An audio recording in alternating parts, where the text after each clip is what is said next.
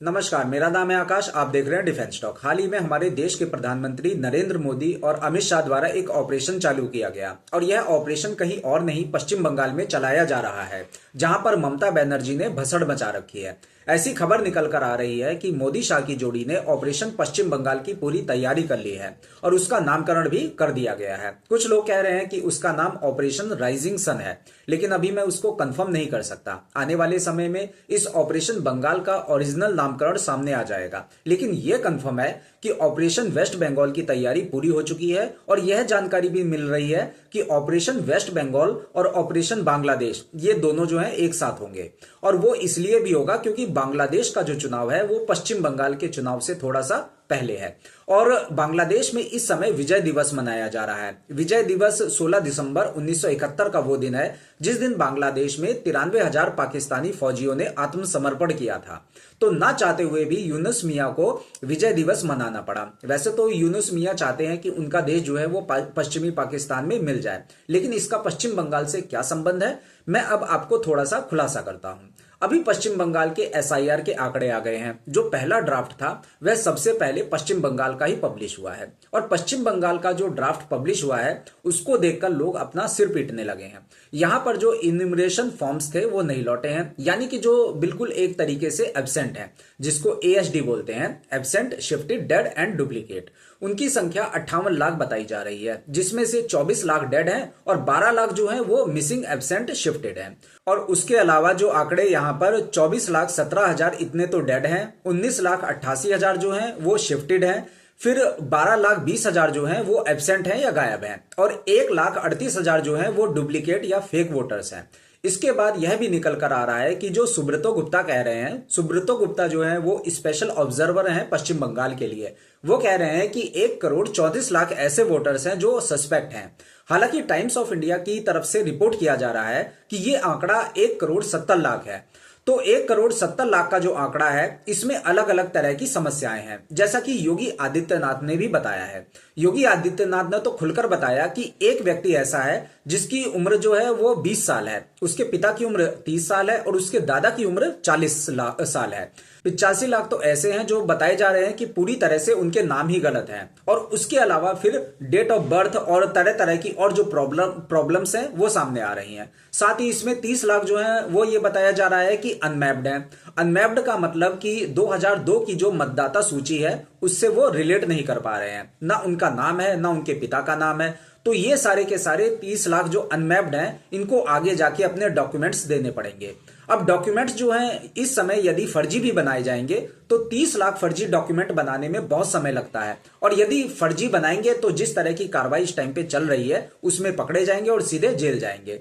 और इस समय जो स्थिति बन गई है पश्चिम बंगाल में, उस समय पश्चिम बंगाल का जो पूरा प्रशासनिक अमला है वो इस समय डाउट में है कि चांस लेना चाहिए या नहीं लेना चाहिए, क्योंकि 58 लाख तो सीधे सीधे वोट कट गए और पिछली बार के चुनाव में जो लीड थी ममता दीदी की वो 58,50,000 ही थी। माहौल जो है वो खराब है और ममता दीदी पर कोई विश्वास नहीं कर रहा। तो ममता दीदी ने जो कुछ भी स्टेप्स लिए हैं, जो कुछ भी वादे किए थे, वो सारे के सारे वादे जो हैं वो गड़बड़ा गए। ऊपर से मेसी का जो प्रोग्राम था मैस हो गया, जैन जी भी रुष्ट हो गया। हताशा निराशा में ममता बनर्जी ने अपने स्पोर्ट्स मिनिस्टर को चलता कर दिया, स्पोर्ट्स मिनिस्टर को रिजाइन करवा दिया। लेकिन जो एमएलए साहब थे जिनके कारण मेसी का मैस हुआ वो अभी खुले घूम रहे हैं। स्पोर्ट्स मिनिस्टर को रिजाइन करा दिया और अरेस्ट किसको किया गया? अरेस्ट उस आयोजक को किया गया जो एमएलए से कह रहा था कि मैस मत करो। मतलब जिसने ये बताया कि मैस जो है वो एमएलए की वजह से हुआ, उसको ही अरेस्ट कर लिया गया। तो यह दिख रहा है कि ममता दीदी जो है वो इस टाइम पे पूरी तरह से डिस्टर्ब है, नहीं तो स्पोर्ट्स मिनिस्टर को रिजाइन करने को नहीं बोलती।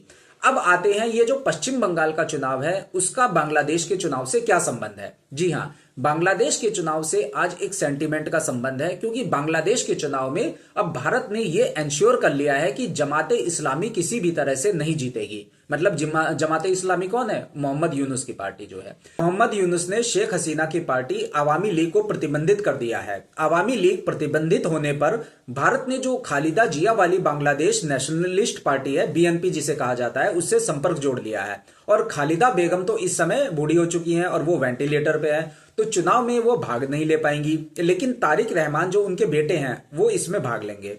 अब तारिक रहमान ने भारतीय इंटरलोक्यूटर्स जो हैं उनके साथ संपर्क करके ये एंश्योर कर लिया है जो आवामी लीग है अगर उसको चुनाव में पार्टिसिपेट नहीं करने दिया जाएगा तो शेख हसीना जो यहां भारत में बैठी हुई है उनके साथ बातचीत करके एक पूरा प्लान तैयार कर लिया गया है कि आवामी लीग का जो सारा वोट है जो आज की तारीख में सबसे अधिक है वो सारा का सारा बीएनपी मतलब बांग्लादेश नेशनलिस्ट पार्टी को जाएगा। और जीतने के बाद तारिक रहमान जो है वो इस मोहम्मद यूनुस को डील करेगा। और डील कैसे करना है उसके बारे में मैं आपको बताता हूं। अब यूनुस मियां बांग्लादेश छोड़कर तुरंत भागने में सफल होगा या नहीं होगा ये तो बांग्लादेश के जो आर्मी चीफ है उनके ऊपर डिपेंड करेगा।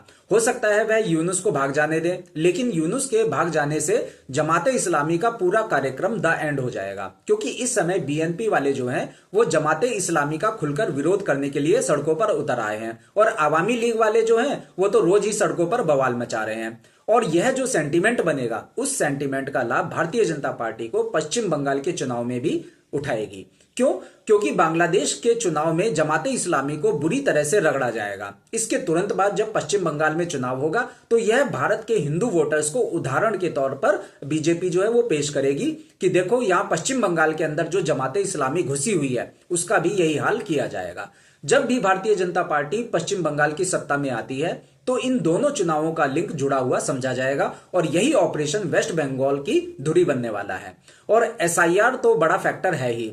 एसआईआर में मैं आपको बिल्कुल कॉन्फिडेंटली बता दे रहा हूं कि 1 करोड़ वोटर कम होगा और यह 1 करोड़ वोटर में 99 लाख वोटर जो है वो ममता दीदी का कम होगा। पिछली बार उनकी लीड जो थी वह थी 58,50,000 वोट की लीड थी और वह इस 1 करोड़ में ही 40 लाख पीछे चली जाएगी। एक बात तो ये है। दूसरी बात, अभी सीए वाला जो काम है वो चल रहा है और उस सीए में 20 से 25 लाख वोटर जुड़ने वाले हैं, तो ममता दीदी 1 करोड़ 25 लाख वोटर से माइनस हो जाएगी। यह खबर सामने निकल कर आ रही है कि पश्चिम बंगाल में आज ही सेंटीमेंट बदल चुका है और सेंटीमेंट बदलने का जो सबसे बड़ा प्रमाण सामने आ रहा है वो ये है कि टीएमसी के गुंडे अब क्या कर रहे हैं। ये बताया जा रहा है कि तृणमूल के गुंडे जो हैं वो न्यूट्रल हो रहे हैं और वो खुल के अब सामने नहीं आ रहे हैं। उनको ये डर लग रहा है कि यदि वो खुल के सामने आए, उन्होंने हिंसा की और उन्होंने उस तरह के कारनामे किए जैसे पिछली बार किए थे और लोगों को धमकाया, वोट नहीं देने दिया, तो इस तरह की उनकी जो शिकायतें हैं वो डॉक्यूमेंट की जा रही हैं। और अगर बीजेपी की सरकार आती है तो इन सब का काम तमाम होगा।